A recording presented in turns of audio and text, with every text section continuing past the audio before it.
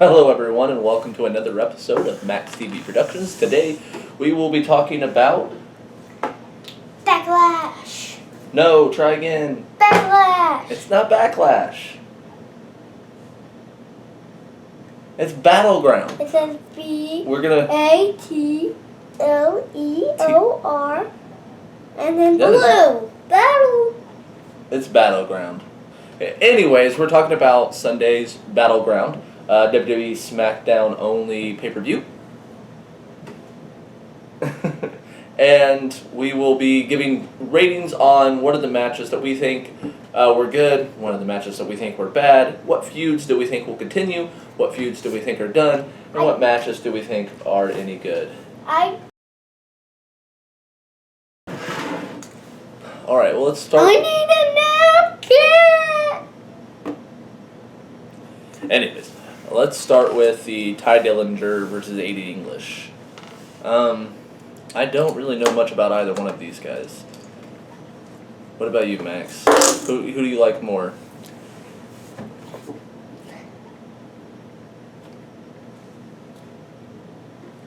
Ty Dillinger. I don't really know much about A.D. English, but I do know that Max is throwing fidget spinners. I do know that they had a match on the pre-show. The match seemingly was not very good. It was really slow. It worked as if it was a TV show match and not a pay-per-view match, which is probably why it was on the pre-show and not on the pay-per-view. Neither one of these guys are probably going anywhere for a while. Neither one of them are going to be pushed. Neither one of them are going to win titles. Probably neither one of them are going to be on a pay-per-view for a while. I know that it got really low star ratings. I think the highest one I've seen was a 2-star. I would probably give the entire thing a 1-star. It wasn't very interesting. I wasn't interested in the feud leading up to it. I wasn't interested in anything. The surprise end was that A.D. English was the one who beat Ty Dillinger. Not really that surprised. I think that me and Max had both picked Ty Dillinger to win, didn't we? Cloud just jumped from the 3rd floor all the way to the 2nd.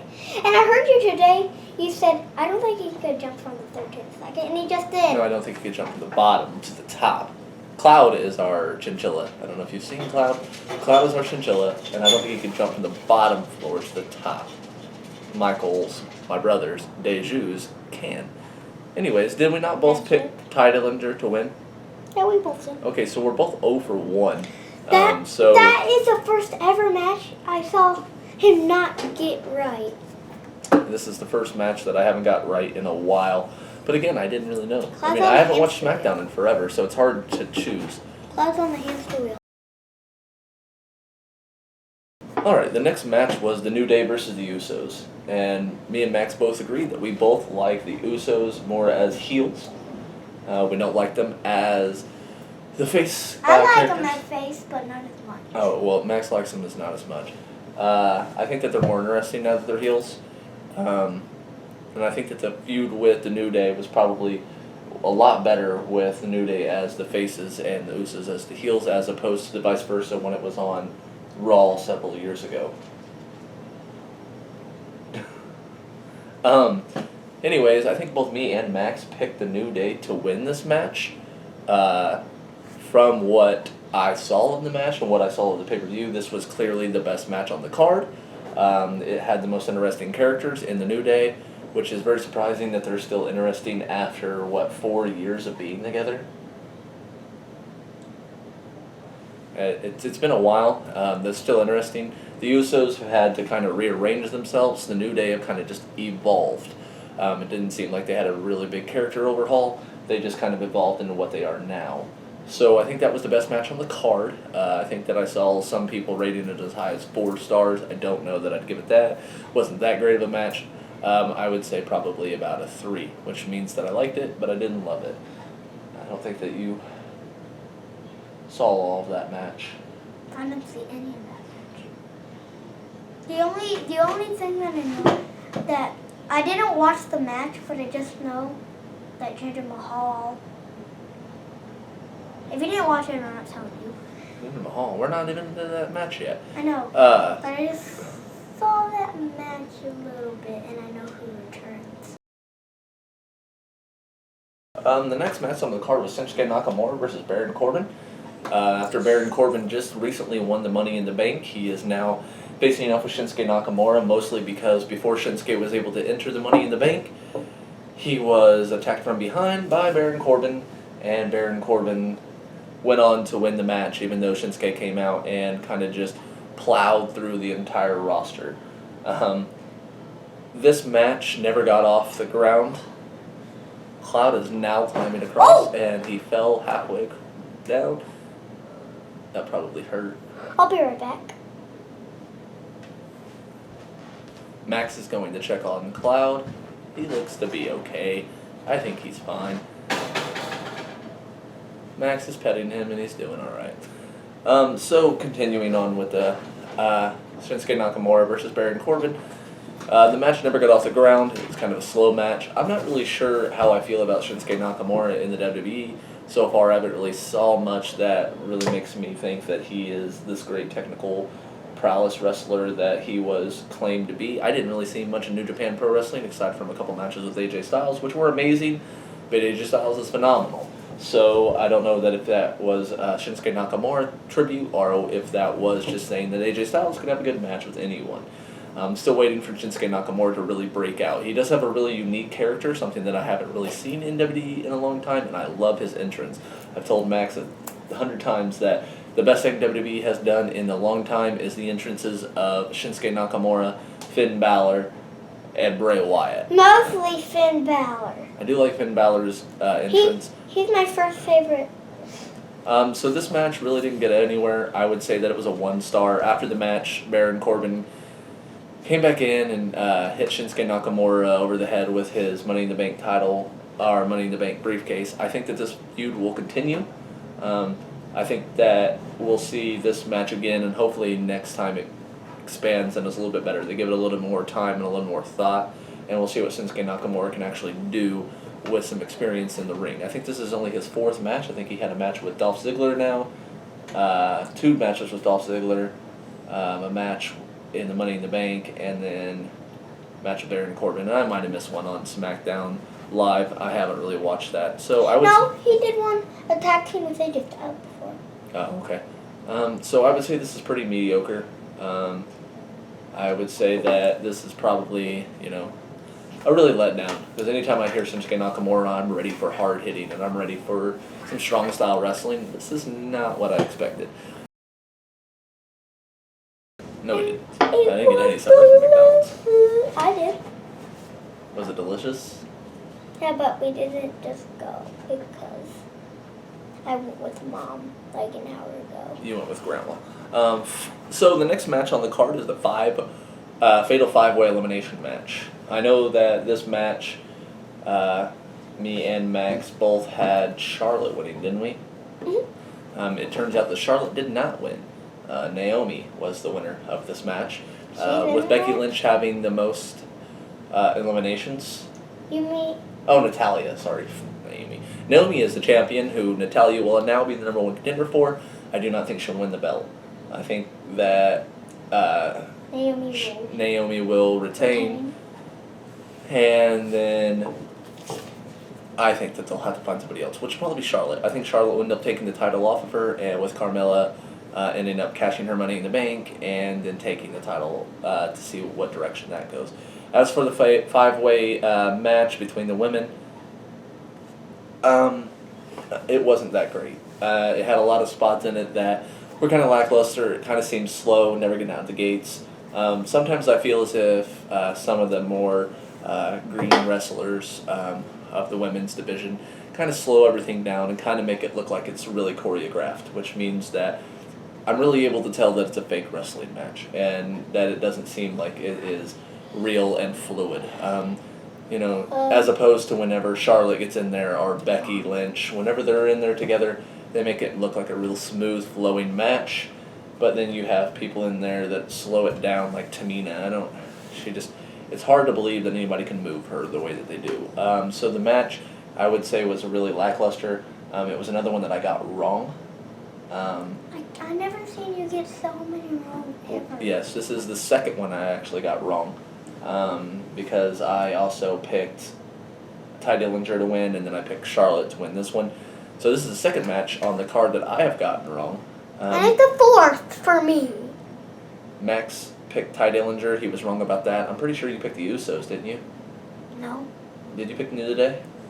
You just said we both picked the New Day. Oh, sorry. I'm already forgetting. So you picked the New Day, and then you picked Shinsuke, and then you picked Charlotte. So we both missed one so far on the card, and I would say that the women's match was probably my least favorite. I really feel that Naomi should have been in the match. I'm not really sure why they give the champion the night off. It doesn't make any sense to me. Should have had her in at least a match. Also, Carmella was not in there. She's the Money in the Bank champion. I guess you don't want her to have #1 contender and the Money in the Bank. But that's how I feel about that. This one is Kevin Owens and AJ Styles. What's really weird about this match is that AJ Styles just recently won the United States title off of Kevin Owens at a house show in Madison Square Garden. One of the things was that a lot of people were speculating that Kevin Owens may be hurt. We know that he didn't fail a PED. He's way too chubby for that. So a lot of people were saying that maybe Kevin Owens is hurt. It turns out that Kevin Owens is not hurt, and that possibly they were just doing it to commemorate them being in Madison Square Garden for the first time in quite a while on a house show. So AJ Styles won, and then he had to give Kevin Owens his mandatory. I did not want Kevin Owens to win. I didn't really care. I didn't think that Kevin Owens would win because of the fact that AJ Styles just won it, and I figured that they wouldn't make Kevin Owens a 3-time United States champion within the first 3 months of being on SmackDown. So he has won that literally 3 times already, and he's only been on SmackDown for 3 months. So he's won the United States title for once for every month that he's been on there. He's really racking up the United States title reigns. This match was kind of, slower than what I would expect an AJ Styles match to be. I really liked it. The end of it was very anticlimactic. I really did not like the whole entire referee spot. Not really sure why they knocked him down. Doesn't make any sense to me. They didn't do any cheating. I thought maybe AJ Styles would do something, or I thought in the calf crusher that Kevin Owens might tap out, the referee wouldn't see it. They didn't do anything with that, so the entire spot doesn't make any sense. And then you have AJ Styles reversing into the crossface, and Kevin Owens clearly putting him down, and you could kind of see AJ Styles waiting as the referee counts to 3. I'm not really sure what AJ Styles thought was going on. The referee's counting to 3, and the only person with their shoulders down is AJ Styles. So AJ has been in the ring long enough to know that if his shoulders are down, then the referee is counting for him. Kevin Owens pops back up pretty quick, and AJ just kind of sits there. The crowd's out of it. No one really knows what's going on. It's kind of just a lackluster ending. No one was really excited to see Kevin Owens win the title again, although I like Kevin Owens. I don't think that this whole entire jumping of the title is ever a good thing. I guess we'll see how it goes. I do think that Kevin Owens and AJ Styles will continue to feud.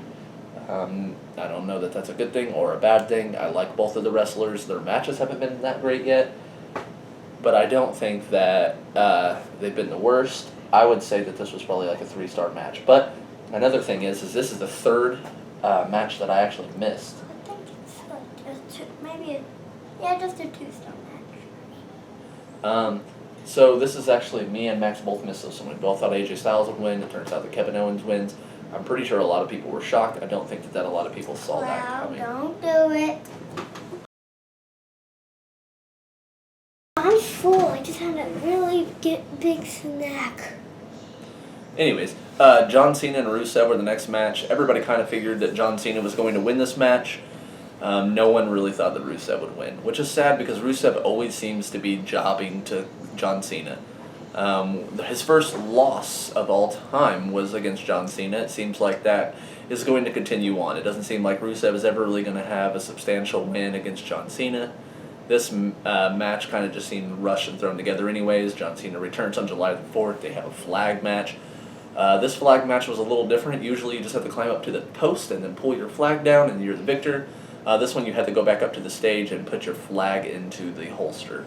From what I saw of this match, it wasn't very good. The match was very, very slow. It was a typical John Cena match where John Cena hulked up at the end, was able to win. There was a spot with a table. There were some, stiffer spots. Nothing crazy. I'm not really sure I like what they're doing with Rusev. They're going to continue jobbing him out. I'm not really sure what he did, but he clearly did something that the WWE does not like, so they had John Cena win. This was a substantial step for John Cena, so that way I think he can come back, get his victory, and then go and maybe put somebody over on Raw, because they're still doing that whole John Cena's a free agent storyline, so I think that he'll go over there and he'll put somebody out on Raw. For me, I think this was maybe a 2-star match, maybe a 1-star. It wasn't great, but it's something typical that we're used to seeing from the WWE. And he's coming. 5, 4, 3, 4, 5, 5, 4, 3, 2, 3, 2, That's too much 1. exercise for me. Sami Zayn versus Mike Canales. This match was kind of like the go get popcorn before the main event. They saved this match and they put it right after John Cena, who was probably their biggest draw on the card, and they put it right before the main event, which is the Punjabi prison match. This match probably never really had a leg to stand on. I really, really like Sami Zayn, but it seems like the WWE doesn't really care about Sami Zayn. They put him in all these matches that are kind of just wasted, and it wastes his talent, it wastes everything about Sami Zayn. This match was probably another typical WWE match, really wasn't great. Wasn't the worst match I've ever seen. Marie keeps on trying to cost Sami Zayn the match, as she does on previous SmackDown events, but Sami Zayn is able to kind of reverse the odds and come out with the win. So I'm pretty sure that Max here picked Sami Zayn, and just to go against Max, I'd pick Mike Canales. I don't know why I did that. I just changed because Max was picking too many of the same ones that I was. So I think Max is ahead now, because I think that would make my 5th one wrong, and I think Max has only had 4 wrong. No, on the other, did I get like 1 wrong on Liquor on Fire? I don't remember. Yeah, I got 1 wrong on Great Ball of Fire. And I got 0 wrong in Great Balls of Fire.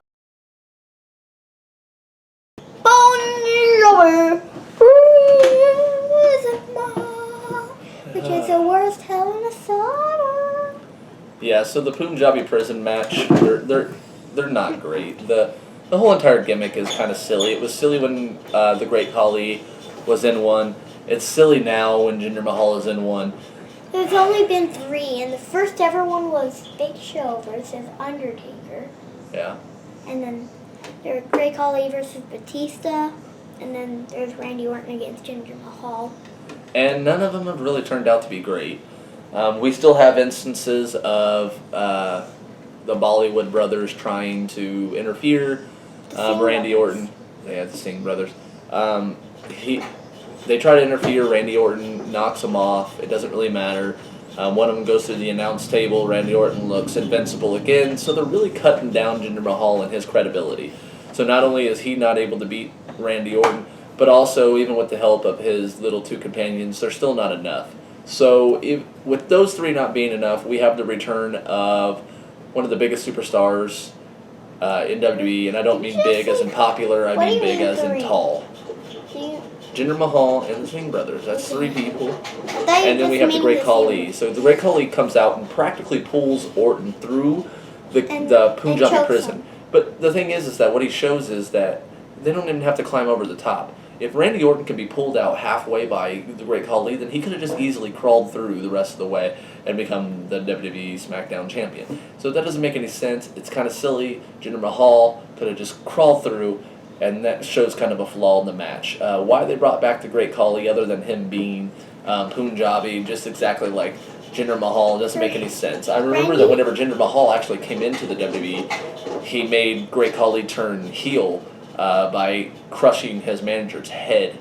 Otherwise, he was going to do something to his family. I don't remember exactly that, but now they're together. I don't really know why they're together. The last scene of Battleground is the Great Khali holding the title up over his head. That is the last thing I want to see. It's even worse than Jinder Mahal having the title. So the Punjabi prison match was a joke. It was so bad that at times it was cringeworthy. It's like a pattern these days with SmackDown's world title ever since the draft happened. That all of these matches are progressively getting worse. So we had that little House of Horrors with Bray Wyatt, which was laughable. We had the WrestleMania match with the projections on the canvas, which were silly.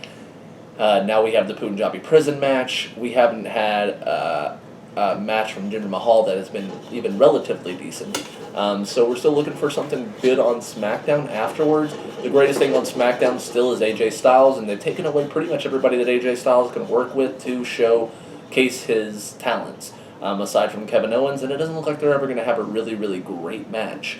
So that's what Battleground looked like. I would say it was a pretty lackluster pay-per-view. Wasn't great. I wouldn't recommend watching it. If you haven't watched it, maybe you want to skim through the New Day's match. Maybe you want to skim through and see AJ Styles versus Kevin Owens all the way up until the ending, which I think was kind of silly. I would give that whole pay-per-view a 3.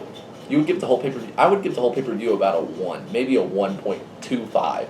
And I'm just saying that because in the New Day, still having won the title, and Kevin Owens winning back the title was something shocking that I haven't seen WWE do in a while.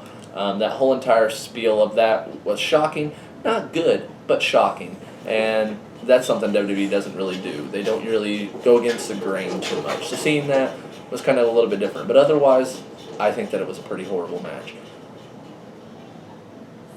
Anything else you want to say about the pay-per-view, Max? I don't think so. So, Max, tell them what they can do. Subscribe, like, and share. Bye.